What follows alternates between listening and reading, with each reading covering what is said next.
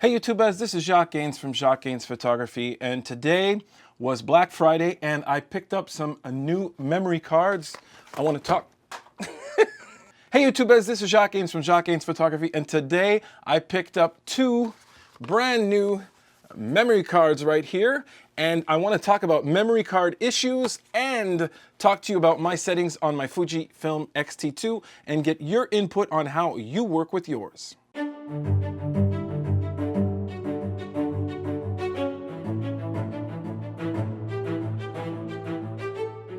Okay guys, listen, it is Black Friday today, so I actually went out and bought some UHS-2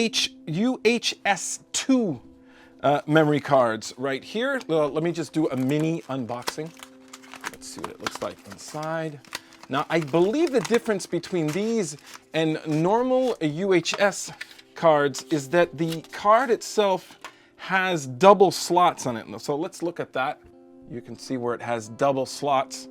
I'll open this up. Can you get that? Yeah, you can see that. Here, bring it down here. Yeah, so the memory card itself actually has more pins on the back of it. Now, this allows for the actual memory card to be a lot faster.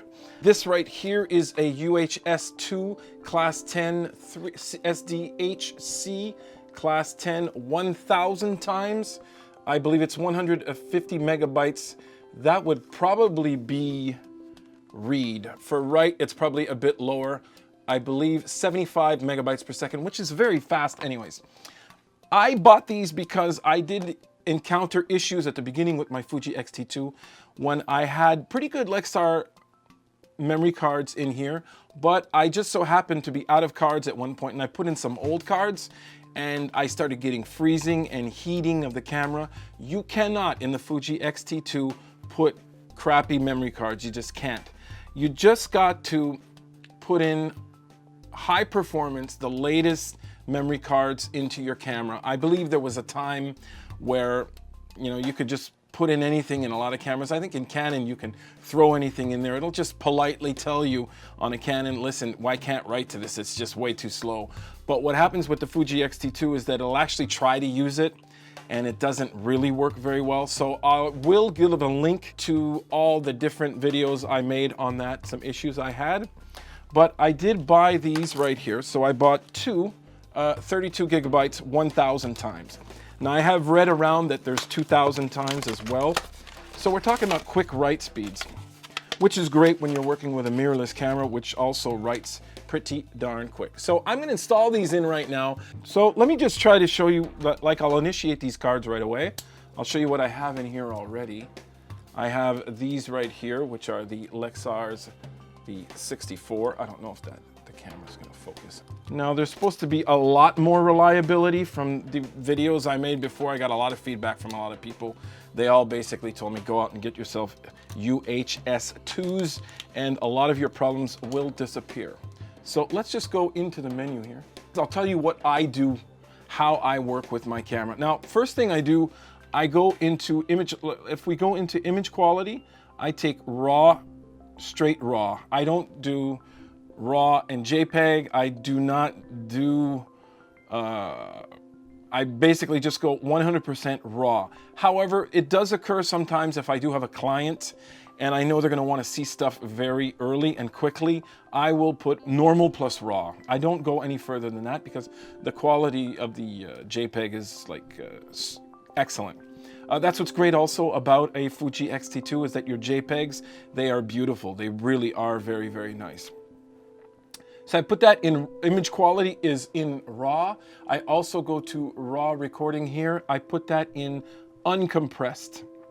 I want to hear from you guys on that, whether you put uncompressed or compressed. What's the difference? Is it worth it? Maybe I should just stick to compressed because it does say in the list, lossless compressed. So, I mean, if it's lossless compressed and it really is lossless for the image quality, maybe I should be going for that. Now, let's just go down to over here in my settings. I will go to user setup.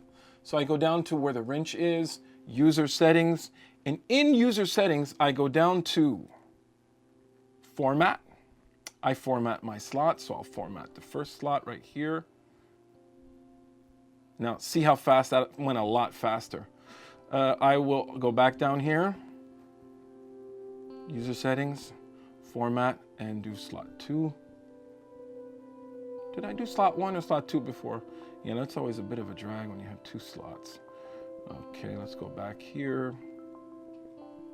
Back in the user settings, format, and I will do slot 1 again, just to make sure. There you go. So that's done.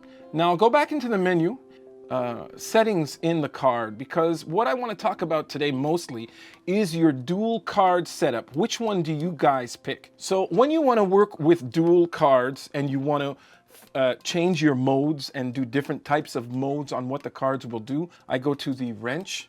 Once I get to the wrench here, I click, I go into my settings.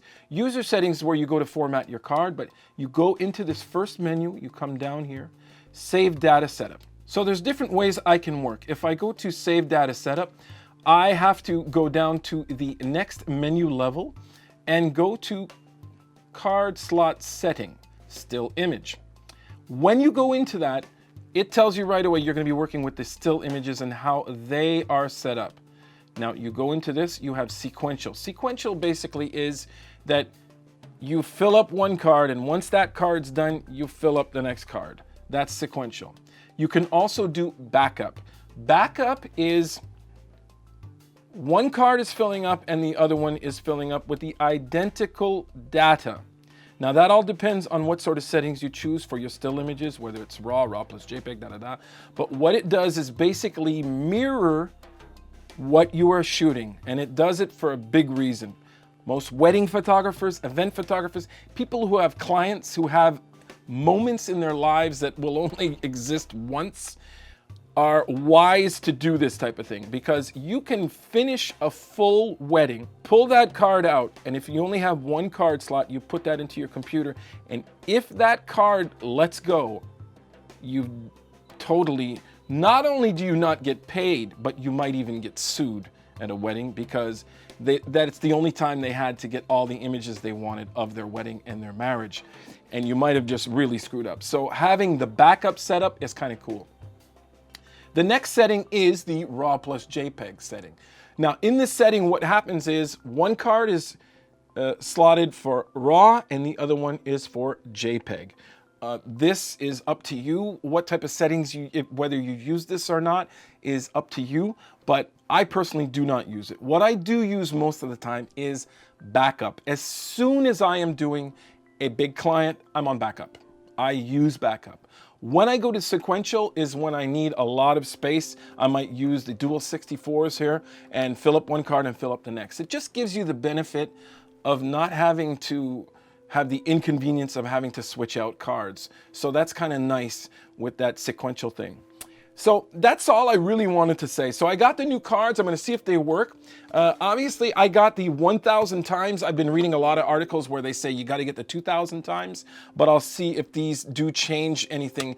I'm working very soon on an event where I am going to need some high burst rate, and I need my camera to perform well, and that's why I went out and bought those cards. So please, I guess before I end this video, I want you guys to tell me, what is your workflow with your card setup on your X-T2 or any twin card camera you have? What do you put on the first and what do you put on the second slot?